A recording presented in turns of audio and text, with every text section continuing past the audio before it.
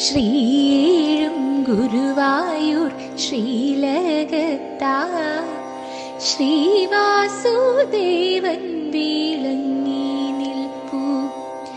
പീതാംബരം ഞൊറിഞ്ഞുടുത്തു ചതുർബാഹുരൂപത്തിൽ നാരായണൻ. ശംഖചക്രഗദ പദ്മങ്ങളേന്തി അനുഗ്രഹം ചൊരിയുന്നു പത്മനാഭൻ. കാൽച്ചീലമ്പണിഞ്ഞു അരമണി ചാർത്തി തിരുമാറിൽ പൊന്മാല വനമാലകൾ.